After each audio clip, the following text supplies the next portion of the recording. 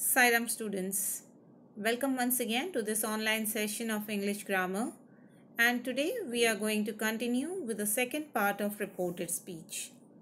In the earlier lecture we learned what is direct speech and what is indirect speech, and we also learned about the rules for changing direct speech to indirect speech. We learned about the rules relating to pronouns, rules relating to auxiliary verbs. Okay, and today we are going to learn rules for the change of tense. So let us look at the first rule. If the reporting verb, okay, let me remind you this.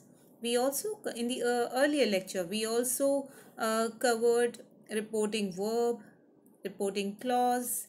Okay, so I hope you remember what is the reporting verb. If the reporting verb is in the present or future tense, the tense of the verb in the reported speech does not change. Now what it means? It means that if the reporting verb, you know what is a reporting verb? Satish says, I am flying a kite. So what is the reporting verb here? Says. So if the reporting verb is in the present or the future tense, the tense of the reported speech is not changed. Now here we can see the example. Satish says, I am flying a kite. The tense of the reporting verb is in the present tense. Says. So what will happen to the tense of the reported speech? It will remain unchanged. Satish says that he is flying a kite. It is in the present tense. Now, the second example. Satish will say, I want a glass of milk. If we observe here, the reporting verb is in future tense.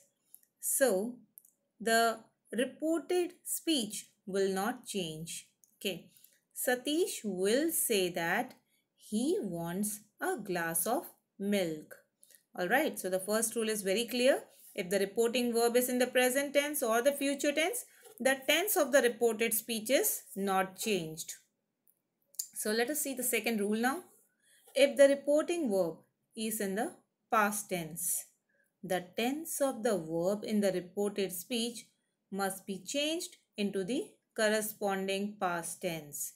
So if the reporting verb, like in this example, I said, I am speaking the truth. So here the reporting verb is in the past tense, which means the reported speech must also be changed into the corresponding past tense. We will see how the indirect speech is written here. I said that I was speaking the truth. Okay, we see that the tense of the verb in the reported speech has been changed to the corresponding past tense. So, this is what the second rule is all about. Now, there are certain exceptions to this rule number 2. If there is a universal truth or habitual fact in the reported speech, the tense of the verb is never changed. Okay, if it's a universal truth or it's a habitual fact, okay, then the reported speech, it's not, the tense of the verb will never change. Like in this example, he said, face is the index of mind. Okay, so here nothing can be changed. It remains the same. Even though the reported verb is in past tense, still there is no change in the tense of the reported speech. He said that face is the index of mind. Why? Because this is a universal truth. Okay, that's why there is no change. This is an exception to rule number 2. Second exception is the tense of the verb in the reported speech does not change if the reported speech states a past historical fact. Okay, also the tense of the verb in the reported speech does not change. Why? The second instance when it does not change is when we are talking about a past historical fact, like the example given over here. He said, India became free on 15th August 1947. And when we write the same thing in indirect speech, we see the reporting verb is in past tense.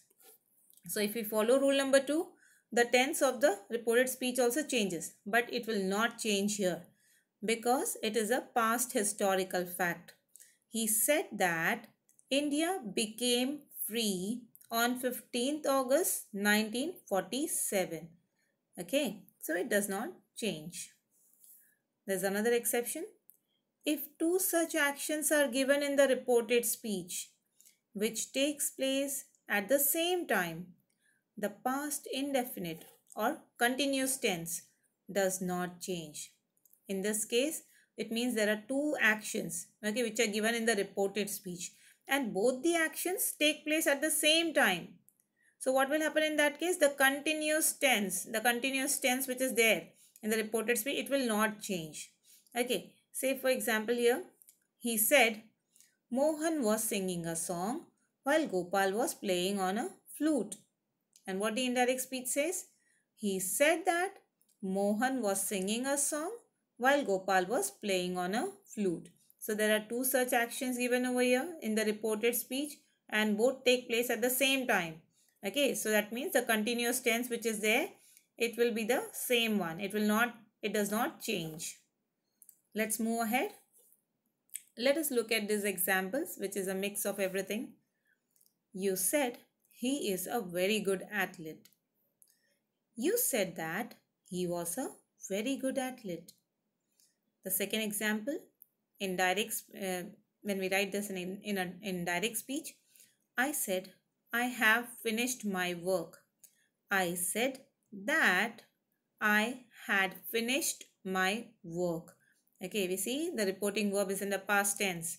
Hence, the tense of the verb changes in the reported speech. The third example, he said, her parents will pay a visit to Delhi. He said that her parents would pay a visit to Delhi. Now, the next one.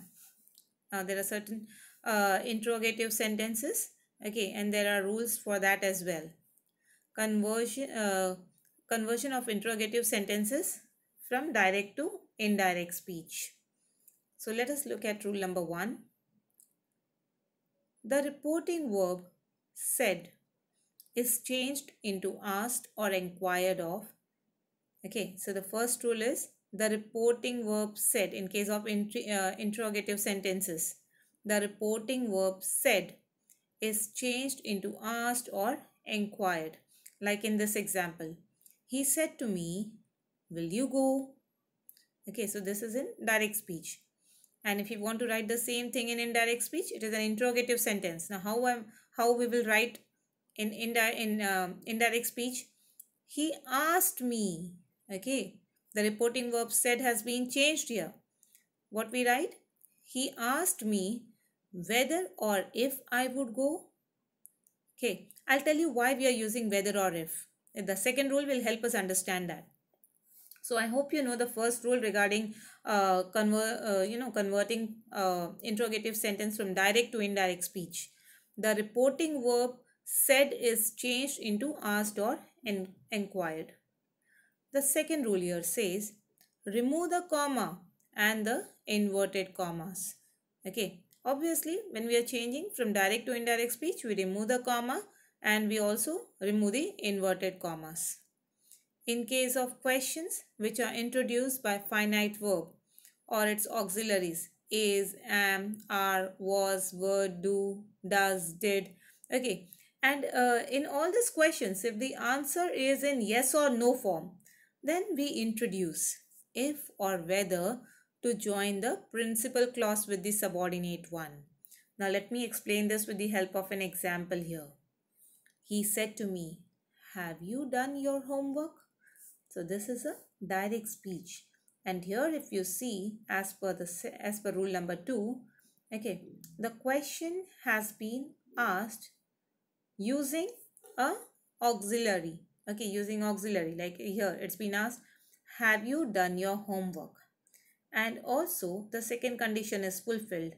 The answer which we get will be yes or no.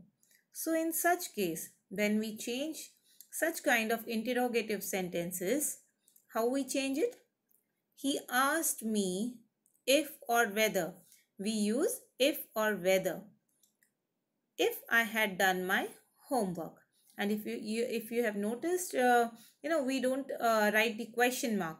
Okay, the question mark is absent when we convert an interrogative sentence from direct to indirect speech. Look at the other example. Mr. John said, "Is Mr. Gupta at home?" Mr. John inquired if Mr. Gupta was at home. Now, the next rule. In case of interrogative sentences which begin with interrogative pronouns or adverbs like which, what, why, when, where, how, etc., the first word of the sentence is made the connectivity. See, look at this example. The first word itself is used as connectivity. That means in direct speech, when we say he said to me, "Why are you late today?" He asked me why I was late that day. Okay, the same thing has been written in indirect speech, and by retaining the a word of the sentence, the connectivity word, why. So students, we need to remember this really well, that the mark of interrogation, the question mark, is never retained in the indirect form, and the subject is brought before the verb as in assertive sentences. Alright, if there is when you change an interrogative sentence from direct to indirect speech, and if you retain the question mark, it will be considered to be a wrong. It will be considered to be a wrong conversion. Now, let us move ahead. So, the last one we have here is exclamation and wishes. So, how do we change a sentence, a direct speech given in exclamatory form into indirect speech? So, sometimes exclamatory sentences contain exclamations like hooray, alas, oh, heavens, bravo, etc. Such exclamatory words are removed in the indirect speech, and we use exclaimed with sorrow, exclaimed with joy, exclaimed with surprise, etc. instead of using the reporting verb said. Okay, when we go through a few examples, we'll definitely understand how the conversion takes place. Like in this example, direct speech. Rohan said, "Hooray, we won the match." Whereas in indirect speech, how do we write that? Rohan exclaimed with joy that they had won the match. See, there is absence of double inverted commas, and the reporting verb said has been replaced with exclaimed with joy. Okay, so here, this is how we change an exclamatory sentence from direct to indirect speech. Now, I have a few questions here, though they are solved. Okay, we still can discuss. Change the following sentences into indirect speech. He said, "I will do it now." He said that he would do it then. Students, you might have observed the changes that we have done, the rules that we have followed while changing direct speech into indirect speech. He said that he would do it then. Okay, I has been changed to he, will becomes would, now becomes then. The second example, he says, "Honesty is the best policy." Now, honesty is the best policy. It's a proverb. So, what do you think? Will there be any change? Of course not. Will there be any change in the tense of the verb? No, there won't be. He says that honesty is the best policy.